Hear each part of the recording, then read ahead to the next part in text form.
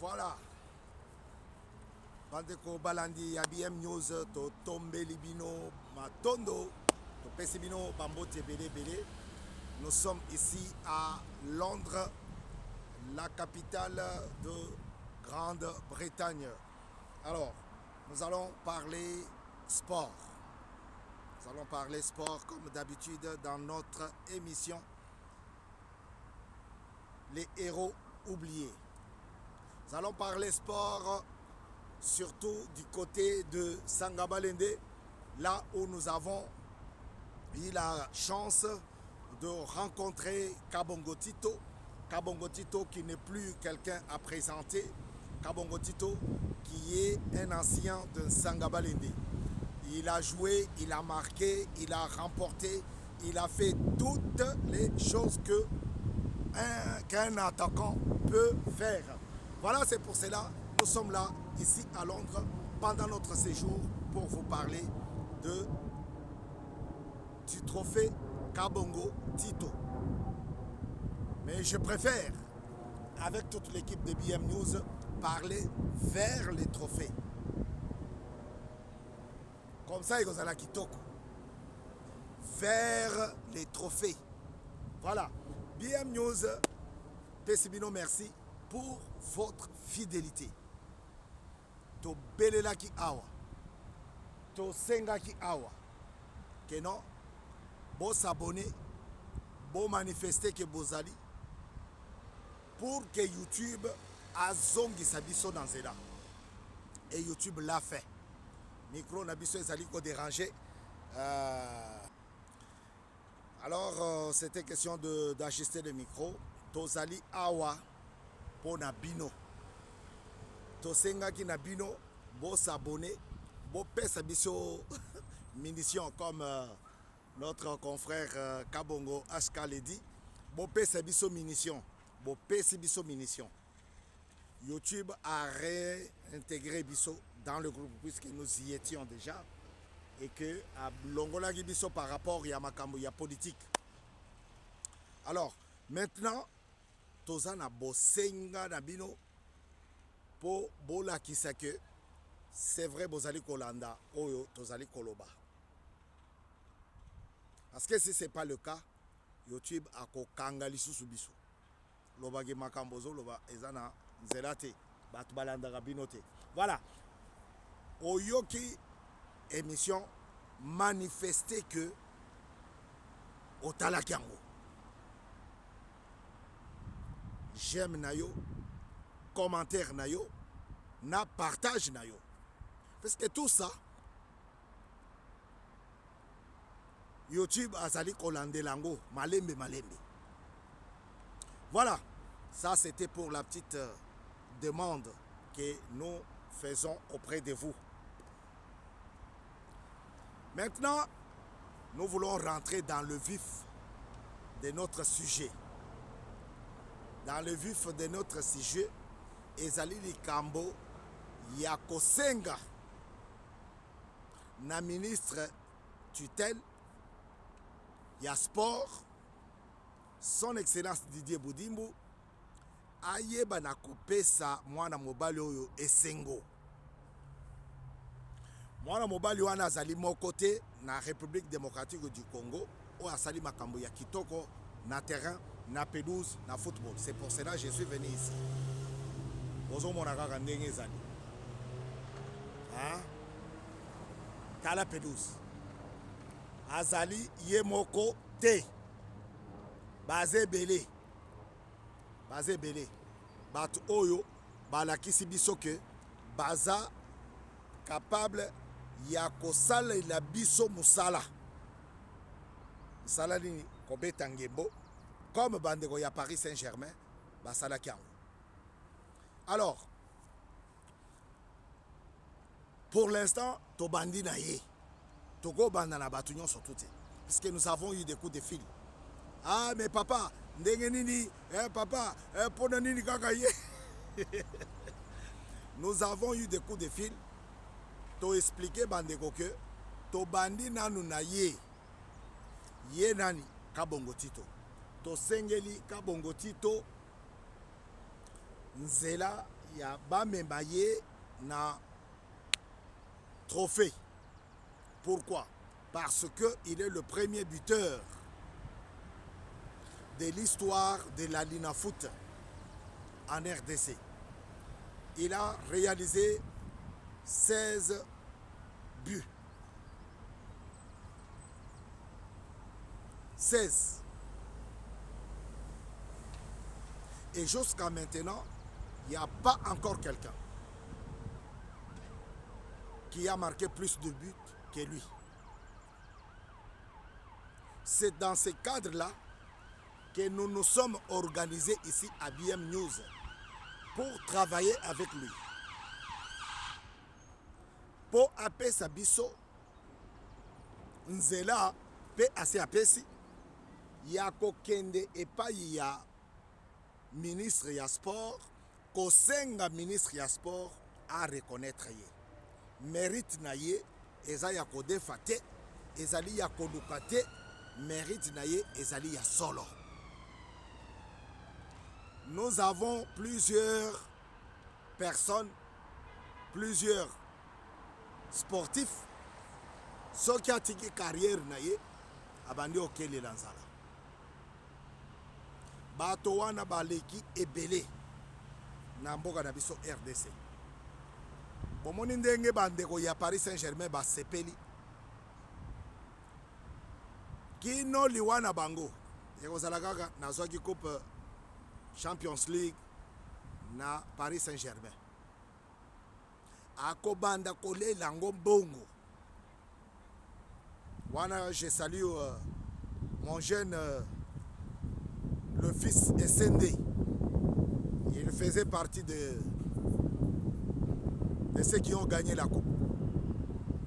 Alors, ezalape lolenge wana na mboka na biso.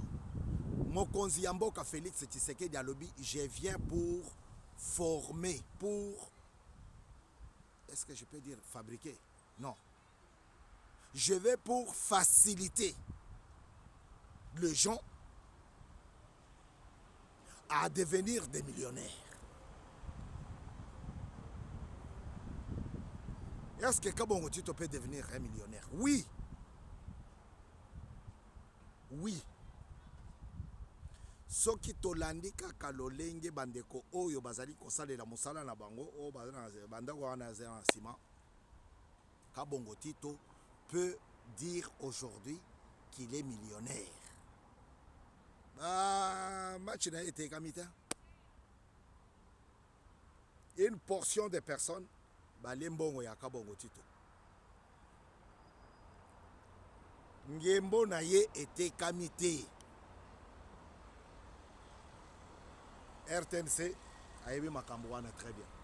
Mais quel est notre souhait? Quel est notre souci? Qu'est-ce que nous voulons dans cette émission, les héros oubliés? Nous voulons que ceux qui sont oubliés soient reconnus.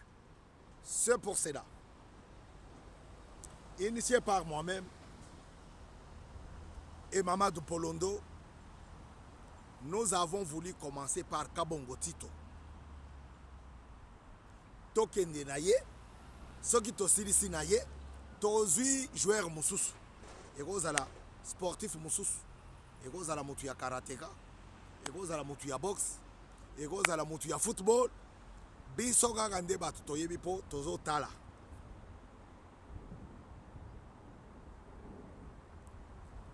Tosepeli makasi kozongelaka likambo oyo parce que mingi bakotuna biso. Ekozala wapi? Ekoleka na ndenge nini? Makambo ekozala na Kinshasa na sanza oyo ya juin. Le 22 juin. Le 22 juin à Kinshasa. À l'hôtel Campo Hotel. Hôtel Campo ezaya kotuna te. Telema liboso ya Bralima. Tombola misu na yo. Likolo okomona Hôtel Campo. Donc c'est sur l'ancienne avenue Flambeau. Telema okomona yango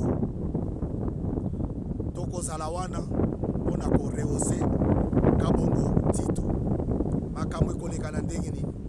Mama sénatrice Zozo akozala wana mpona koremettre Kabongo Tito mérite na ye. Ça concerne d'abord lolenge ya kozwaye en charge, parce que le vrai trophée c'est le ministre au sport qui va lui donner.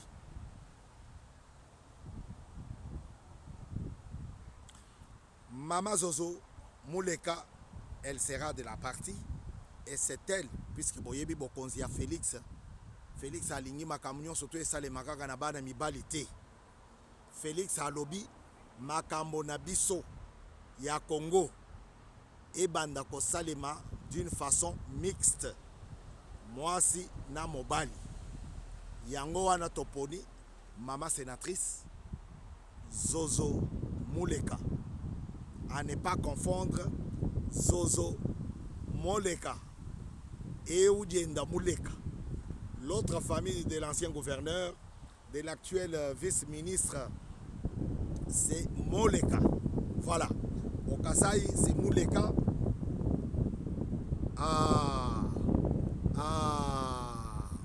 Au Bas-Congo, c'est Moleka. Mo. Voilà. L'histoire va se dérouler comme ça. On sera tous là pour rehausser la soirée. Une surprise vous est réservée. Une invitation surprise d'un grand mécène du sport. Il sera là. Il vient de créer encore, de fonder, pas créer, oh qu'est-ce que j'ai dit. Il vient de fonder encore une autre équipe. Il sera de la partie. Et on va lui cerner, on va lui donner un foulard pour le mécénat du sport. Voilà. Et on a la soirée moko très mouvementée puisqu'il y a beaucoup de surprises. Bamasolo et Gozala ya kitoko. Faites un effort d'être là. Le billet vont commencer. On va commencer la vente de billets d'ici très peu de temps, puisque il y a des places pour les VIP et les places pour tout le monde. Voilà. Que le Seigneur continue à nous bénir, à nous garder, pour tout mon jour wana, tout participer, tout vivre yango. Nzambe ya likolo azali nzambe na biso nyonso. Tokosenga na mwana nyonso tu ya Congo, pour ne pas dire mwana nyonso tu ya Sangabalende, pour azala wana a rehausser présence ya Kabongo Tito. Comme Tobanda Kokende Stade. Vous voyez, presque tous les anciens Sangabalende qui sont en vie, tous les anciens présidents de Sangabalende qui sont en vie, Bako Zalawana, je vois ancien président José Panda, je vois ancien président sénateur Moïka Sanji, je vois ancien président Kazadim Pamboa, je vois Kazadim Pambo, pardon.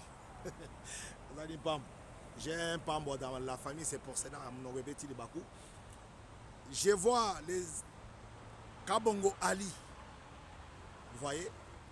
Bato Barozala Rozala Kaka solo de Bomonango Boy na Bilili.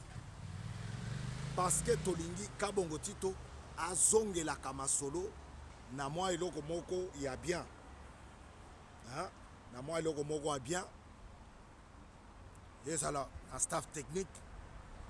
Yaba numéro 9, ya Sangabalende, et ça là, na journalisme, ba journaliste chroniqueur, ya sport, toko zalawana ba surprise ezebele. Mamadou Polondo ne sera pas avec nous. Quand bien même Azali, moko ya ba initiateur ya Likamboy. A kozalana bisote, Mais il y a un autre programme, un autre projet qui sera exécuté à la fin de cette année, de cette même année, et il sera avec nous. Toujours dans le cadre de notre émission, votre émission, les héros oubliés. Voilà, en grosso modo, c'est ça. Bongisa makambo. Bongisa makambo, c'est-à-dire, Luka ozala déjà na billet na yo. D'ici le 10, billet est côté Kama. VIP et Kozala. Nasuka ya masolo. Et puis, Kolia et Kozala, pour na moutunion surtout, à participer na réunion wana. To sepeli makasi. Dege bozo mona tozali awa na Londres. Eza ya ko fabriquer te, ko fonder te. Mais bozo mona déjà symbole ya Londres. Yango wana tolingi topesa mutu moko awa mbote. Aza mutu ya Londres. C'est grâce à lui que nous sommes là et que nous vous proposons cette émission. Lui, c'est qui? Jeff Punga. Jeff Punga est ici depuis très longtemps et nous sommes heureux de lui dire bonjour, de le saluer parce qu'il fait partie de ceux qui nous encouragent. À très bientôt sur BM News. Préparez-vous en conséquence. D'ici très peu, Babiye et Kobima Ponako Tekayango. Sinon, appelez-nous ceux qui ont mon billet comme la yote, ceux qui ont mon lien ya billet zo yate, appelez-nous pour na kozwa billet na yo. Ba prix et keseni. Carré VIP. Ils ont pris nango. Après, le reste, tu en as pris Nabiso. A très bientôt sur BM News. Topé Sibino, ma tondo mingi. Na combo ya BM News, na combo ya peuple, nyon surtout Azali Awa, pour participer na émission Oyo. Tangi ba monteur, tangi ba réalisateur, tangi ba journaliste, tangi ba confrère, pour Bazali Kopé Sibiso. Likali Sinabango pour été émission Ekende Liboso. A très bientôt sur BM News. Ciao, merci à toi, Jeff Punga. Au revoir.